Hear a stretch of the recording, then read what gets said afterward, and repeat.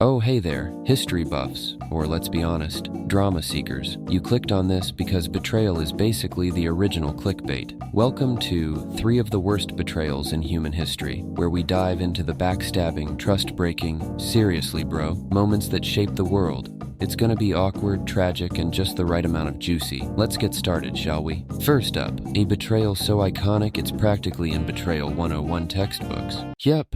We're talking Judas Iscariot, the man who sold out the literal Messiah for what amounts to a mediocre paycheck. Let's set the scene.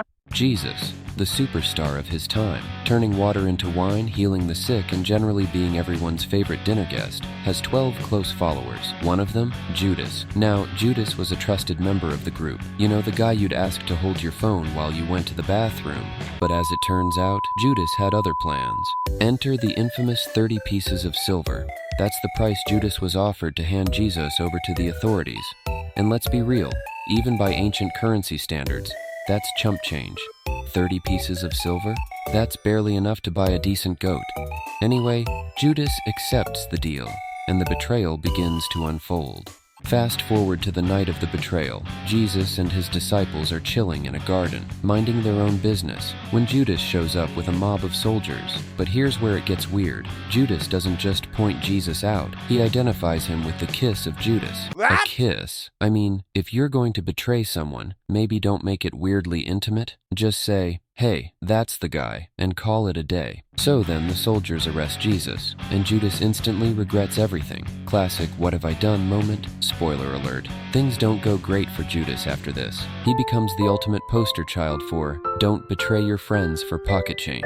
Morale of the story, trust is priceless and betrayal, even for 30 pieces of silver, is a bad look. Speaking of bad looks, let's pivot to betrayal number 2, the ultimate stab in the back scenario. You've probably heard the phrase et tu brute, but let's unpack the drama behind it. Welcome to the story of Julius Caesar and his not-so-loyal buddy Brutus. Julius Caesar, general, statesman, emperor, and everything but title. The guy was basically running Rome. He had big plans, and his supporters loved him, but his enemies, not so much. Enter Brutus, Caesar's friend and trusted ally. Or so Caesar thought. Brutus was part of a group of senators who weren't thrilled with Caesar's growing power. They thought he was becoming too much of a dictator.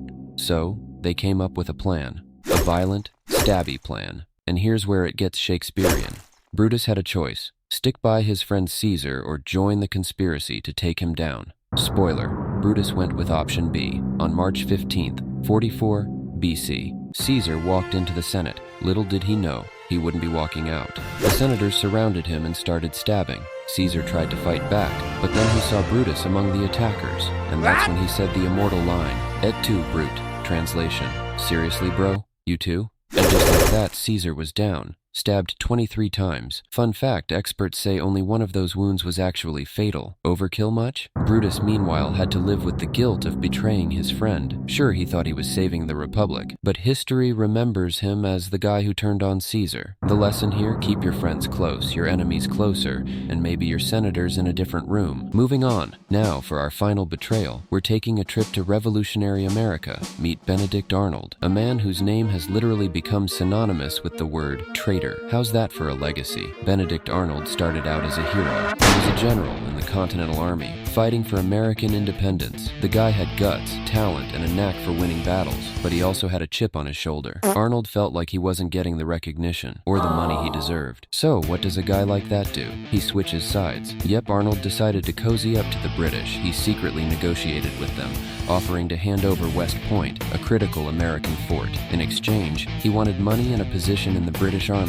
Bold move, Benny. Bold move. But here's the thing about betrayals. They have a funny way of unraveling. American forces intercepted messages between Arnold and the British, exposing his plan. Realizing the jig was up, Arnold fled to British lines. He spent the rest of his life as a man without a country. The Americans hated him for betraying them. And the British? Well, they didn't really trust him either. So, what do you think? Which betrayal stings the most? Drop a comment below and let me know, unless, of course, you're planning to betray this video by not liking or subscribing. Then we're gonna have a problem. Hit that button, folks. Don't betray me. I've got trust issues now.